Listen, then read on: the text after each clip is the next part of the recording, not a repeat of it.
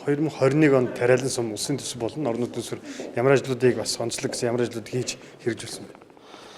За улсын төсвийн хөрөнгө оруулалтаар бол одоо тариалан сумд спорт цогцлуурын ажил үргэлжилж явж байна. Гэтэ 22 онд дуусах юм байна. Ерөнхийдөө бол 15% байсан байшин маань одоо 80% хүртэл одоо баригдсан гэж үзэж байгаа. Мөн бас нэг сайжруулсан шороо замын ажил 50% байсан 21 онд гүйцээсэн. Гэхдээ яг ажлыг хүлээж аваагүй байгаа. Ганц нэг ажил дутуу тэрийг хавар их 22 оны хавар гүйцээж өгөхөөр төлөвлөгч ажиллаж байна. За аймгийн хөрөнгө оруулалтаар хийж байгаа ажил гэх юм бол бид нэр коуч тракторыг суманд авсан. Сумын орон нутгийн хөдөлгөөний сан 40 сая, аймгаас 120 сая ингээд нийтдээ 160 саяар одоо орон нутгад коуч авсан байгаа. За мөн одоо их цэцэрлэгжүүлэлт гээд 80 саяар нэг 5 газар 3,000 чацрагны суулгацыг тариалсан байгаа. За малын тэжээлийн үйлдвэр одоо тэжээлийн үйлдвэрийг бас хөрөнгө оруулалт хийж байгаа. Аймгийн орон нутгийн хөдөлгөөний сангаар хийж байгаа. Тэрэнд бол одоо шинэ кодод төсөл дээрээс. Тэрний бол одоо гайл кил хаалттай гэдэг шалтгаанаар 8 сард одоо техник нь ирээд тэгээ сая 12 сард Монголд орж ирсэн учраас одоогоор бол яг хүлээж аваагүй байна. Гэхдээ бол бүх үйл ажиллагаа явагдсан. 22 оныхаа хавар гэж яхад бол одоо өргөжлүүлээд хийнэ. Малын тэжээлийн үйлдвэртэй болно гэсэн үг. За мөн одоо бас газар тариалангийг дэмжсэн иргэдийн орлогыг нэмэгдүүлэх үүднээс юм учраас манай тариалан сум бол бас онцлогтой 10 гурал болсон гурлаараа бол алдартай. Тэгээд 10 гурлыг хийдэг бүтээгдэхүүн болох 10 тариаг нь бол тариалахыг нэмэгдүүлж одоо үндсэндээ бол шинэ кодод төсөл дээрээс 17 сая төгрөгийн үр тарианы ерийн асуудлыг шийдвэрлэж өгсөн. Энэний хүрээнд бол тариалалт бол одоо 60-70% нэмэгдсэн. Ер нь 90 жилээс хойш тариалж байгаагүй их хэмжээний тариалт хийгдэж 400 гаруй га газар тариалж 800 гаруй тонн 10 тариа хурааж авсан. Тэгэхээр бол урд жилүүдээс бол нэмэгдсэн нэмэгдүүлэлт гарсан. За мөн шинэ кодод төслийн хүрээнд чацраган тариалж байгаа иргэдийн орлогыг нэмэгдүүлэх үүднээс чацрагны хорыг бол хөнгөлөлтүүнээр иргэдэд өгсөн. Тэний хүрээнд бас дороо ашигласны хүрээнд энэ жил бол чацраг нь өвтөөгүй тариалан сумын хэмжээнд. Чацрагныг бол их хэмжээгээр одоо хурааж авч тариалсан хүмүүсийн ч орлого нэмэгдэж байгаа. Тэрийг түйж өгч байгаа иргэдийн ч гэсэн орлого нэмэгдэж байгаа. Ийм ажил бол одоо сайн хийгдсэн гэж үзэж байна. Мөн эрдэм шинжилгээний баг ажиллуулсан. Кодод жоохон их сургуулийн дэвгэд одоо байдаг эрдэм шинжилгээний багийг тариалан сумд ажиллуулж 5 төрлийн юм дээр бол нэгдүгээрт бол газар тариалангийн хор, хоёрдугаарт нь өт шавж, гуравдугаарт нь тарим дургамлын бүтц. Тэгээд курсны гэх мэт ийм 5 төрлийн одоо докторууд ирж ажилласан. Тэрний хүчинд бол одоо бид нар бол ямар үед нь ямар хор ашигладаг юм байна. Ямар цаг хугацаанд нь ямар бордоо ашиглах хэрэгтэй юм байна.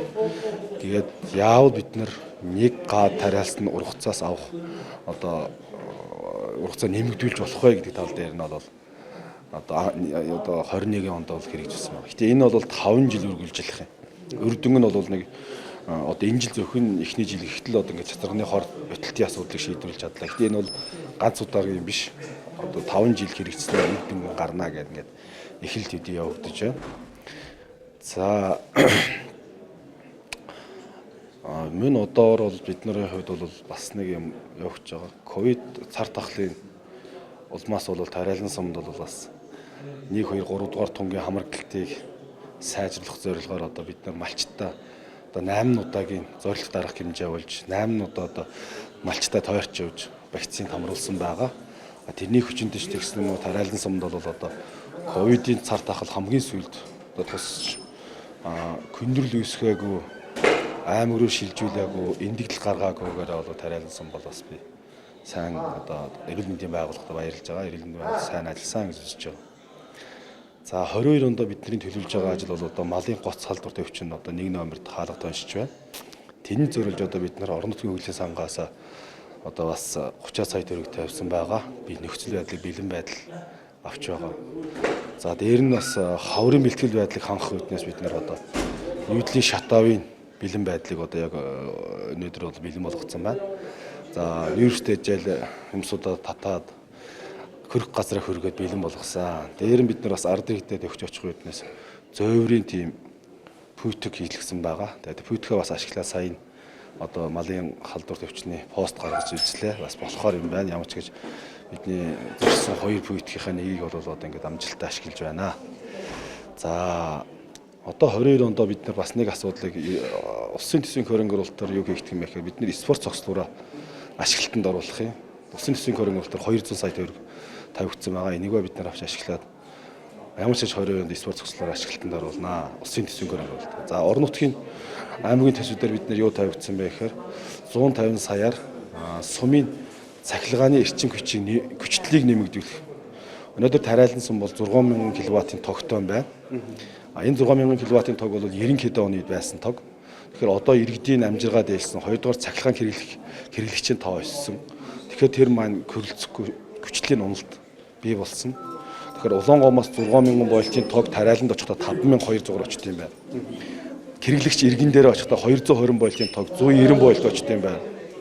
380-ын тог 320 бойлт очт. Ингээд өцгөр ингээд тариалан сумын иргэдэд үйлдвэрлэл үйлчлэгээ явуулах эрчим хүчний нөхцөл нь бол өртөхгүй байна гэдэг. Иймээс одоо 22 онд бид нар бол 6000 вольтын тогийг 100000 вольт болгоё. Ингэснээр хүчлийн уналтыг бууруулад иргэдийн одоо үйлдвэрлэл үйлчлэгээ ажиллуулах нөхцөлийг бүрдүүлье гэсэн ийм том зорилттой явж байгаа. За жижиг гэх юм одоо олзуурчтай бас нэг 2 төсөл хэрэгжиж байна. Дэлхийн зөнгөөр одоо бид нар бол нэг өнгөрсөн жил 12 өрх айлын хэмжээнд 40 сая төгрөгийн хөрөнгө оруулалт хийгдэж дэлхийн зөнгийн гамшиг төсвөртэй төсөл хэрэгжсэн. Өнөөдөр одоо малчтын амжилгааг дэмжих дэлхийн зөнгийн төсөл бас дахиад хэрэгжиж байгаа болсон. 25 өрхийг бол нэг малжуулахаар төлөвлөгдөж байна. Цаашдаа 22 онд газар тариалан эрхэлж байгаа иргэдэд жижиг төсөл хэрэгжүүлье. Газар тариалангийн иргэдэг бас амжилгааг дэмжих гэсэн ийм юм дээр бас ярилцлага тогтолцоо явуулж байгаа. Гэх мэтийн маш олон ажил төлөвлөж байгаа. Сумын уран зохиолын хөгжлийн сангаар хийж байгаа хөрөнгө оруулалтын ажлуудыг ч гэсэн бид нар иргэдтэй хэлэхэд хамгийн ихний очд бид нар бол энэ малын гоц халдвар төвчлөнтэй тэмцэх үүднээс тэр ариутгалын бодисыг цацдаг машин тэргийг авах тал дээр бас анхаарч байна. Аль болохоор одоо малчтын амжиргаа болсон малыг эрсдэл багтаагаар энэ өвчнийг даван туулах нь одоо болж ухлаа гэж үзэж байгаа. Тэр үчиг гэсэн маш олон ажил хийж байна. Нэг хоёрдугаар манай сумд бол бас багийн дарга нар маань 11 сард сунгуйл нь одоо батлагдаж шинээр ажилд орсон байгаа. Тэгэхээр одоо багийн дарга нар маань одоо 22 онд бид нэг хамт олон болж багаараа болж бүх иргэдийн нэгдүгээрт малын асуудал, хоёрдугаарт эрүүл мэндийн асуудал бол хамгийн одоо нэг номерт авч арах хэмжээ болж үзнэ. Бидний алсын одоо 24 он хүртэл зорж байгаа зорилгын үйл нийт иргэдийнхээ хорт хавдраар өвчлсөн эцсийн шатандаа нортол орж одоо уншлагч байгаа хүмүүсийн тоог л бууруулах, анхан шатан дээр нь илрүүлэх, иргэдийг бас эрүүл байлгах нөхцөлтэй л одоо анхаарах ийм зорилго тавина ажиллаж байгаа. Тэрнийхээ хүрээнд бид нар эрүүл мэндийн асуудлыг нэг номерт тавина, хоёрдугаарт нь бид нар орлогын асуудал, мал, газар тариалан гэсэн ийм юм дээр бол цогцоор арах хэмжээ авна. Мөн одоо малчтаа санаг хэлж байгаа бид нар Ямаанаас үг 2000-аар борлуулах нөхцөлийн бүрдүүлнэ. Сумынхаа иргэд маань өөрсдөө мал малж байгаа хүмүүс ашиг тусыг үүсгэх хэрэгтэй. Хэрвээ өөрөө их малтай ч гэсэн өөрөө сааж хүчрэхгүй бол өөрөө л өөр одоо хүнээр саалгах юм уу?